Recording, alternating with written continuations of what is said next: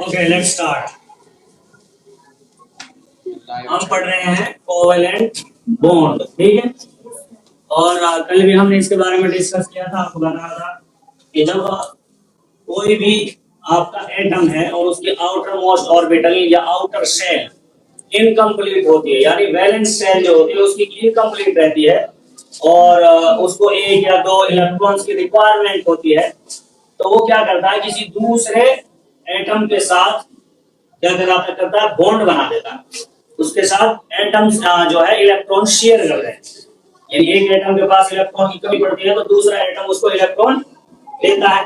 तो एक atom electron देता है, दूसरा एटम इलेक्ट्रॉन लेता है। तो ऐसी कंडीशन में दोनों की आपस में बॉन्ड बन जाती है, बॉन्डिंग हो जाती है और वो आपस में एक दूसरे के साथ जुड़ जाते हैं। तो वो दो एटम जो आपस में जुड़ते हैं दूसरे के साथ, वो किस बॉन्ड के साथ जुड़ते हैं, कोवेलेंट बॉन्ड के साथ जुड़ते हैं। तो इसलिए हम कहते हैं एक कैसा बॉन्ड है, केमिकल बॉन्ड है, जो कब फॉर्म होता है, कब बनता है, जब दो या दो ऐसे ज्यादा एटम आपस में इलेक्ट्रॉन को शेयर करते हैं। कितने पेयर्स ऑफ इलेक्ट्रॉन शेयर करते हैं, इसके लिए ताकि उसमें स्टेबिलिटी आ जाए।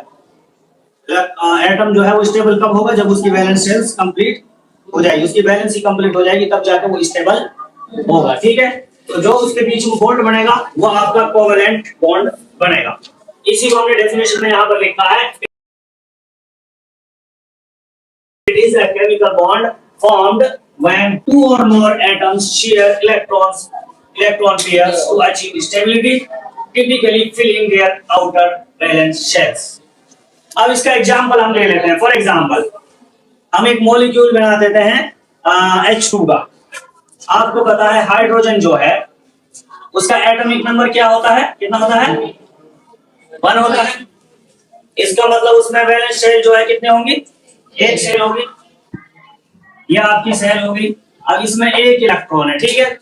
इसका मतलब यह है कि अभी ये अनस्टेबल है, जबकि इसकी वैलेंस शेल को 2 इलेक्ट्रॉन चाहिए होंगे, क्योंकि 2 होने चाहिए ना वैलेंस शेल में, तो इसके पास एक है, तो इसका मतलब इसको एक और इलेक्ट्रॉन की जरूरत है, जो कि क्या करेगा, एक दूसरे हाइड्रोजन के साथ बॉन्ड बनाएगा और अपने एक इलेक्ट्रॉन को शेयर करेगा। तो इसका एक इलेक्ट्रॉन इसके साथ भी शेयर हो रहा है और इस हाइड्रोजन का एक इलेक्ट्रॉन इसके साथ भी शेयर हो रहा है। तो इस तरीके से ये 2 हाइड्रोजन बन जाते हैं, क्या बन जाते हैं, और ये बन जाता है मॉलिक्यूल, यानी कि H2। क्या बन जाता है, H2, यानी मॉलिक्यूल बन जाता है। तो इस तरीके से इन दोनों हाइड्रोजन्स ने आपस में इलेक्ट्रॉन शेयरिंग की, ठीक है नहीं है। तो ये बन गया आपका, क्या बन गया, H2। क्या बन गया, हाइड्रोजन एटम होता है, स्टेबल स्ट्रक्चर बन जाती है। यहाँ पर आपका ये स्टेबल नहीं था जब ये एक हाइड्रोजन था, क्योंकि इसकी वैलेंस शेल कंप्लीट नहीं थी।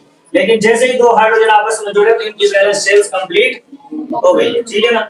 अब दूसरा एग्जांपल हम ले लेते हैं। मान लीजिए आपको क्लोरीन का बनाना है, किसका, formation of chlorine, formation of chlorine, ठीक है। अब क्लोरीन जब आप फॉर्मेशन करेंगे तो आपको पता होना चाहिए सबसे पहले कि क्लोरीन का एटॉमिक नंबर क्या है। तो बताइए भाई, एटॉमिक नंबर क्या है क्लोरीन का। जैसा हाइड्रोजन का एटॉमिक नंबर क्या था, 1, ऐसे ही क्लोरीन का एटॉमिक नंबर क्या होता है, 17। कितना होता है, 17। क्लोरीन का एटॉमिक नंबर कितना होता है, 17। तो इलेक्ट्रॉनिक कॉन्फ़िगरेशन क्या होगी, कॉन्फ़िगरेशन क्या होगी, K is equal to 2 और L is equal to 5।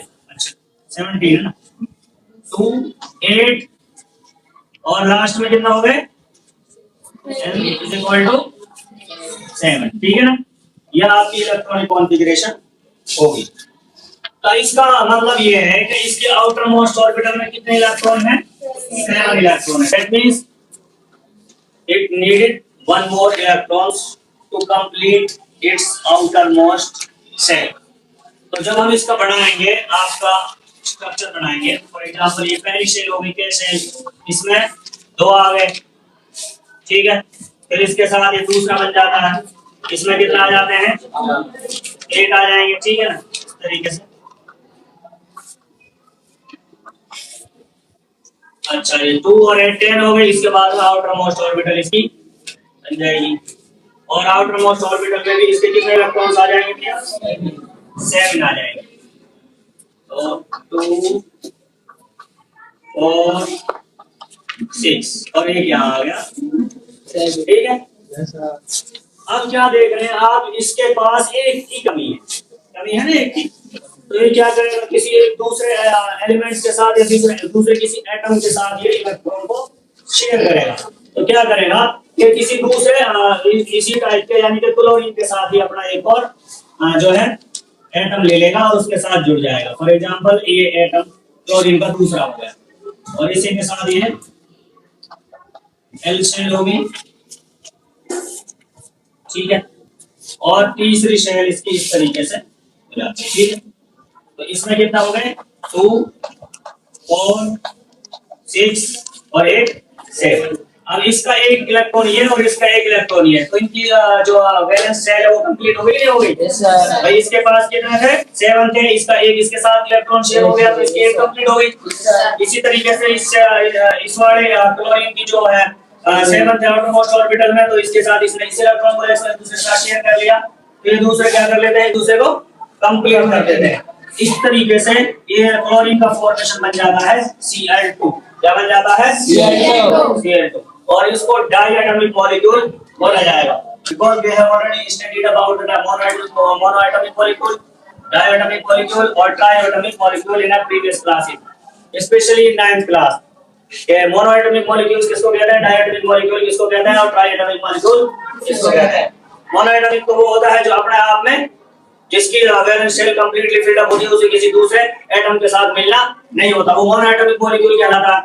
Diatomic molecule वो होता है जो दो एटम्स से मिलकर बनता है, जैसे कि हाइड्रोजन कभी भी H के रूप में नहीं मिलेगा आपको, किसके रूप में मिलेगा, H2 के रूप में। क्यों मिलेगा, अभी हमने बात की, क्योंकि H जो है वो अनस्टेबल है, एक हाइड्रोजन का एटॉमिक नंबर 1 होता है और 1 उसकी जो वैलेंस शेल उसको कंप्लीट नहीं करता है, तो इसलिए उसकी स्टेबिलिटी पूरी नहीं हो पाएगी, उसको एक और हाइड्रोजन को अपने साथ जोड़ना है तब जाके वो स्टेबल हो पाएगा। तो इसलिए हाइड्रोजन हमेशा पाया जाता है किसके रूप में, H2 के रूप में, यानी डायटोमिक मॉलिक्यूल के रूप में। ऐसे ही क्लोरीन भी जो है वो डायटोमिक मॉलिक्यूल के रूप में पाया जाता है, बिकॉज इसकी आउटर मोस्ट ऑर्बिटल में इसको एक इलेक्ट्रॉन की रिक्वायरमेंट होती है, जो कि दूसरे क्लोरीन के साथ जुड़ने के बाद कोवेलेंट बॉन्ड बनाने के बाद ही कंप्लीट हो पाती है, फिल्ड हो पाती है, ठीक है। आगे समझ में, अच्छा जी एक और एग्जांपल ले लेते हैं, उससे और बात क्लियर आ जाएगी समझ में आपको। हम बनाते हैं अमोनिया, क्या बनाते हैं, अमोनिया। अमोनिया जो है, अमोनिया का फॉर्मूला क्या होता है, NH3। What is the formula of ammonia, NH3। अब हमारा जो सवाल है ना, जिसको हम समझने की कोशिश कर रहे हैं बार बार, वो यही है कि इस NH3 में N1 क्यों है और हाइड्रोजन 3 क्यों है, N1 क्यों है और हाइड्रोजन 3 क्यों है, यानी नाइट्रोजन 1 है और हाइड्रोजन कितनी है, 3। इसका मतलब यह है कि सबसे पहले हमें इसका क्या पता होना चाहिए, एटॉमिक नंबर। तो नाइट्रोजन का एटॉमिक नंबर कितना होता है, 7। नाइट्रोजन का एटॉमिक नंबर कितना होता है, 7 होता है। और इलेक्ट्रॉनिक कॉन्फ़िगरेशन क्या होगा, K = 2 और N = 5, यही होगा ना। चलिए अब इसको बना के देख लेते हैं हम। मान लीजिए ये आपकी पहली शेल हो गई, ठीक है, नाइट्रोजन की, और इसमें एक इलेक्ट्रॉन है, ठीक है, 2 है, कितना है, 2 इलेक्ट्रॉन हो गए। दूसरी शेल ले लेते हैं हम इसकी, दूसरी शेल में कितना लेंगे, 5 2 4, ठीक है, ऐसा कर लेते हैं 2 3 4 5, ठीक है। तो अभी इसको कितने इलेक्ट्रॉन्स की और रिक्वायरमेंट है और completing its outermost shell. इसकी वैलेंसी कितनी होगी, 3। वैलेंसी कितनी होगी इसकी, 3 होगी, क्योंकि इलेक्ट्रॉन कितने शेयर होंगे, 3 इलेक्ट्रॉन।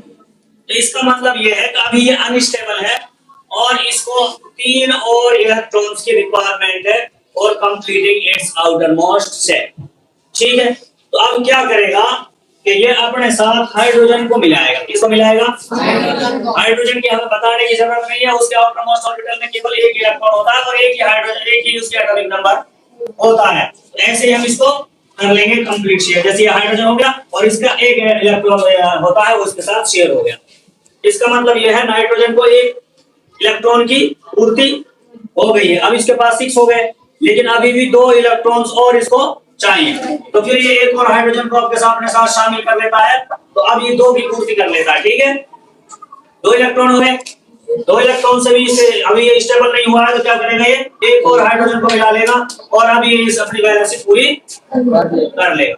इस तरीके से आपका एक n के साथ हाइड्रोजन कितने हो गए हैं, 3 हो गए हैं। अब समझ में आ गया क्यों? क्योंकि नाइट्रोजन का एटम नंबर 7 होता है, उसके आउटर मोस्ट ऑर्बिटल में 5 इलेक्ट्रॉन्स होते हैं और उसको अपनी वैलेंसी पूरी करने के लिए 3 इलेक्ट्रॉन्स की रिक्वायरमेंट होती है, जो कि 3 हाइड्रोजन से पूरी होती है। इसीलिए जो अमोनिया बनता है, तो नाइट्रोजन के साथ 3 हाइड्रोजन जुड़ेंगे तब जाकर उसकी वैलेंसी पूरी होगी, और इसीलिए इसका फॉर्मूला NH3 अमोनिया कहलाता है। आगे समझ में नहीं समझ। तो इस तरीके से ये आपका फॉर्मेशन ऑफ NH3 का आपका फॉर्मूला हमने कंप्लीट कर लिया। आप इसको इस तरीके से बढ़ा सकते हैं कि ये N है और इसके साथ आपने एक हाइड्रोजन इधर जोड़ दिया, एक हाइड्रोजन इधर जोड़ दिया, एक हाइड्रोजन इधर जोड़ दिया, ये आपका फॉर्मेशन ऑफ अमोनिया बन जाता है। तो खैर कुल मिलाकर आपको इलेक्ट्रॉन शेयरिंग का जो मामला है वो समझ में आ गया है, मैं ऐसा समझता हूँ।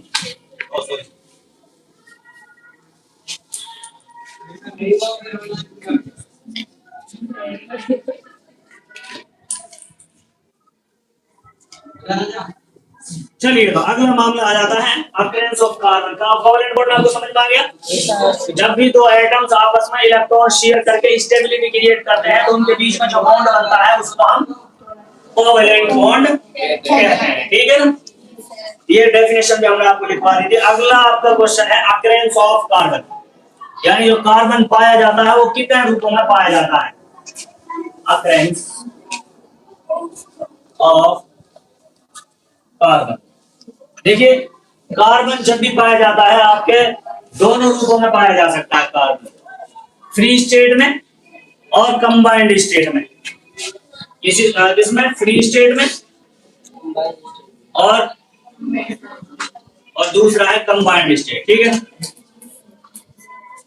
अब इन चीजों को हम पिछले चैप्टर में भी पढ़ चुके हैं कि फ्री स्टेट और कंबाइंड स्टेट क्या होता है। ठीक है ना भाई, फ्री स्टेट का मतलब होता है कि वो अपना आप में फ्री अवस्था में या आजाद अवस्था में मिलेगा, यानी वो किसी दूसरे एलिमेंट के साथ मिला हुआ नहीं मिलेगा। जैसे हमने पिछली क्लास में मिनरल्स और गेंगियो पढ़ा है ना भाई। मिनरल्स का मतलब ये है कि नेचुरली ऑकरिंग इन क्रस्ट, जो चीज आपको मिनरल्स के रूप में मिलती है उसमें ओर्स और गेंगियो दोनों मिक्सड अवस्था में मिलती है, उसको कंबाइंड स्टेट हो जाता है। फ्री स्टेट का मतलब होता है कि जब वो बिल्कुल फ्री, आपने निकाला और कार्बन आपको मिल गया डायरेक्टली।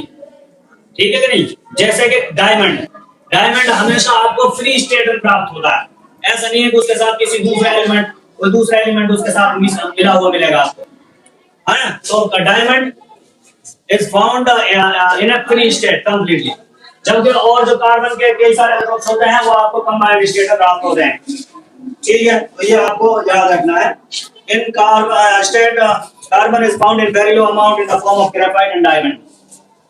कार्बन के जो 2 एलोट्रॉप होते हैं आपका डायमंड एंड ग्रेफाइट, ये 2 एलोट्रॉप हैं आपके कार्बन के जो आपको फ्री स्टेट में प्राप्त होते हैं।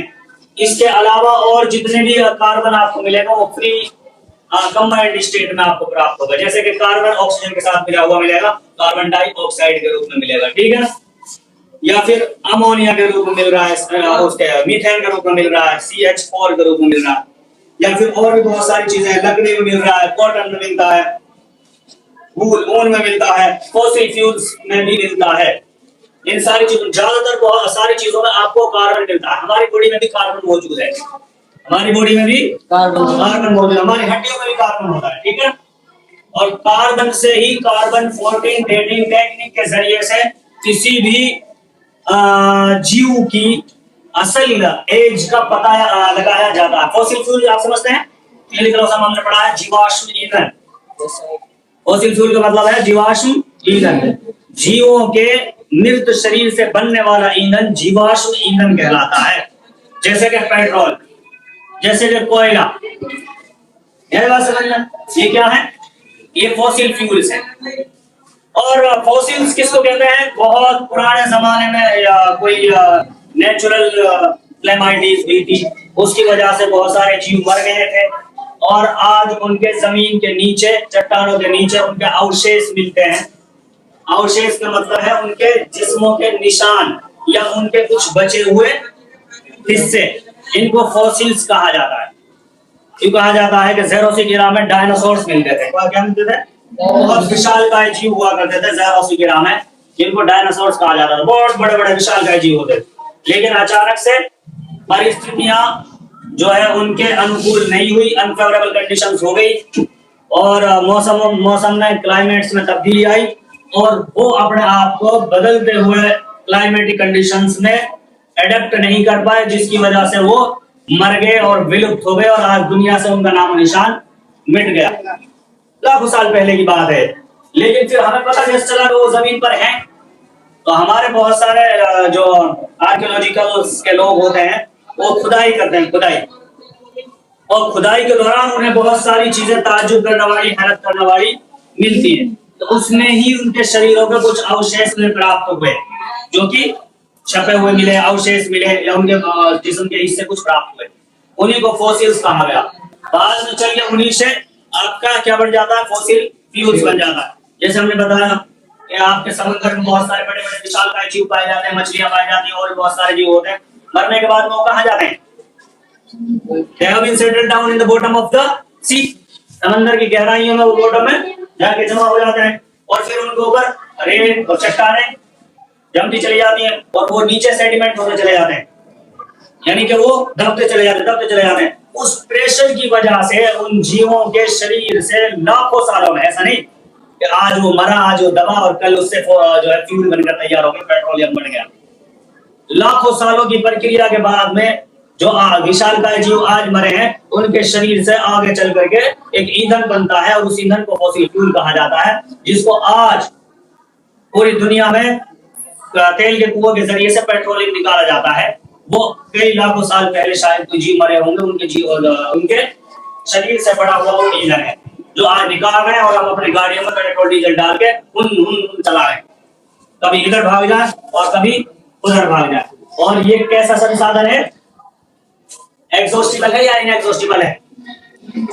एग्जॉस्टिबल नेचुरल रिसोर्स है।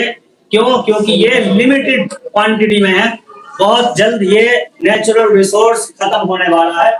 उसके बाद में हमारे लिए ईंधन का खतरा कायम हो जाएगा। हमें कोई दूसरा ईंधन का सोर्स ढूंढना पड़ेगा जिससे कि हम अपनी गाड़ियां चला सके, या एनर्जी का कोई दूसरा स्रोत हमें ढूंढना पड़ेगा।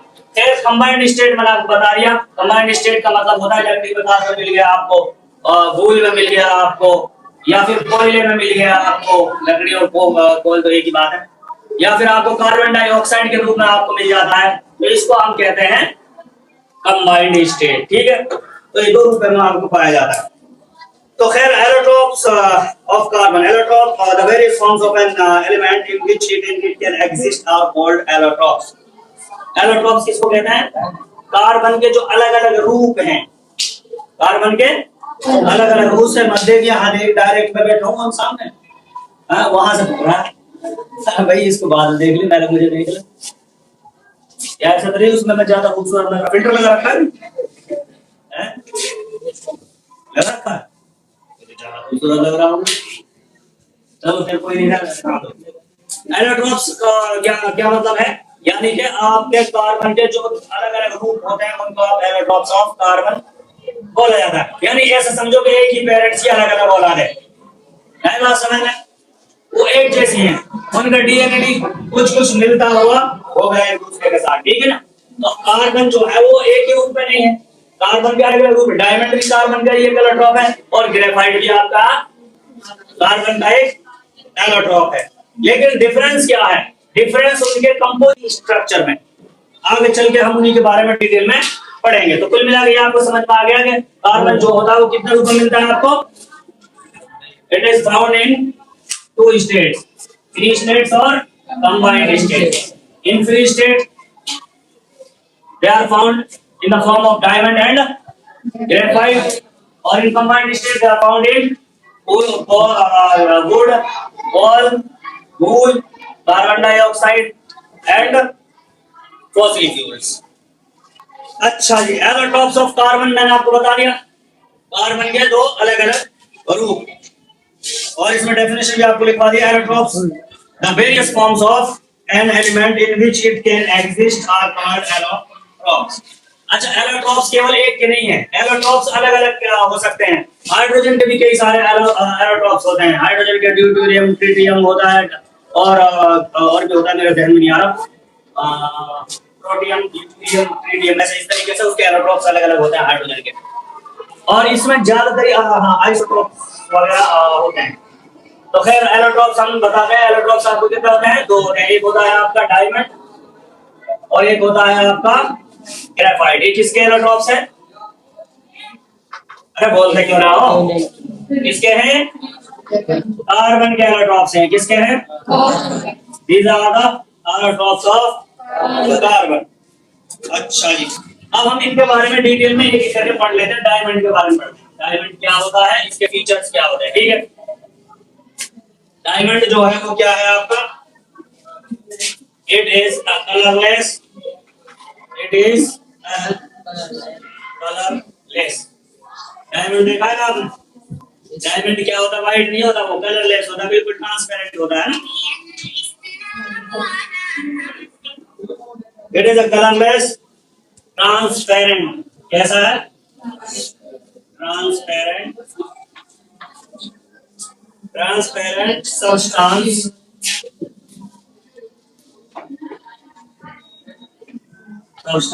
having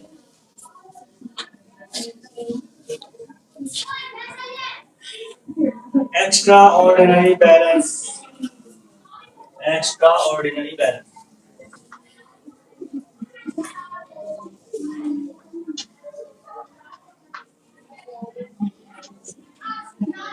ये पहले इसका फीचर हो गया। Number 2, it is quite heavy. Hello hello,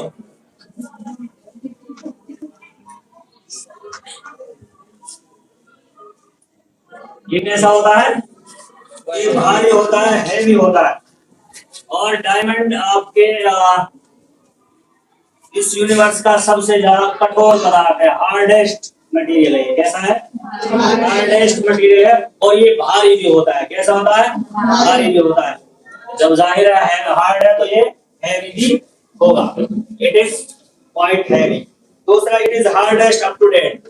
it is hardest up to date. Up to date यानी आज तक का ये सबसे कठोर पदार्थ है। चौथा, it does not conduct electricity. Not talking. It is not conduct electricity यानी ये बिजली का सुचालक नहीं है।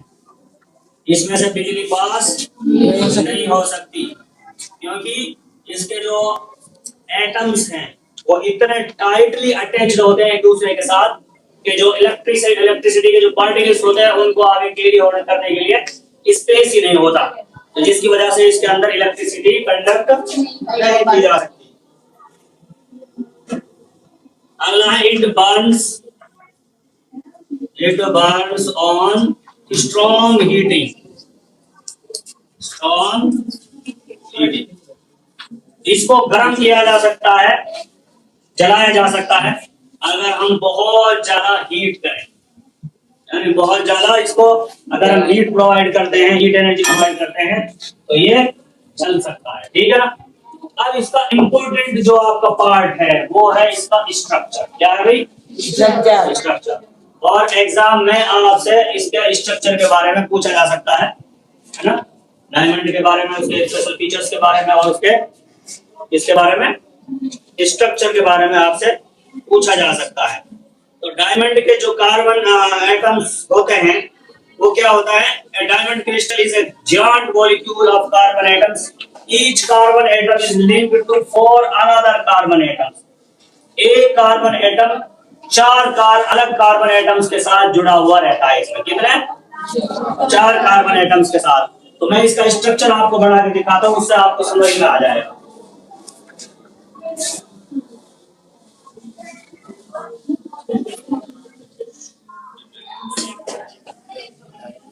स्ट्रक्चर ऑफ कार्बन देखिए, और मैं बिल्कुल सिंपल वे में समझाऊंगा ताकि आपको स्ट्रक्चर बनाना आसान हो जाए। ठीक है भाई, मान लीजिए आपका एक सेंटर एटम है कार्बन का और वो ये है, ठीक है, एक कार्बन है, ठीक। मैंने आपको बताया एक कार्बन एटम कितने कार्बन एटम के साथ जुड़ता है, 4 के साथ जुड़ेगा। तो एक ऊपर हो गया कार्बन, एक इधर हो गया और एक इधर हो गया और एक इधर हो गया। एक कार्बन के साथ 4 जुड़ गए कि नहीं जुड़ गए? Yes sir. अब जो आपका ये कार्बन है ये भी कितने के साथ जुड़ेगा, ये भी 4 के साथ जुड़ेगा। अब मान लीजिए आपका एक कार्बन यहाँ पर हो गया और एक कार्बन आपका यहाँ पर हो गया, इस तरीके से ये जुड़ गए। एक कार्बन 1 2 3 4 इस तरीके से ये जुड़ गया। तो ये कार्बन है, ये इस तरीके से कार्बन और इसके साथ ये हो गया, तो इस तरीके से ये कार्बन, एक कार्बन साथ जुड़ गया, फिर ये कार्बन है ये इसके साथ जुड़ गया, एक कार्बन इसके साथ जुड़ गया और ये इसके साथ जुड़ गया। ये कार्बन इसके साथ जुड़ जाता है, कार्बन इसके साथ जुड़ गया, इसके साथ ही जुड़ गया। ऐसे ही ये कार्बन है इसके साथ जुड़ा, इसके साथ जुड़ गया और इसके साथ जुड़ गया। ठीक है, तो यहाँ पर ये कार्बन है, इसके बाद में ये कार्बन है। तो बात समझ में आ रही है कि इसके स्ट्रक्चर एक दूसरे के साथ जुड़ते चले जाते हैं और चैन बन जाती है कंप्लीट इस तरीके से।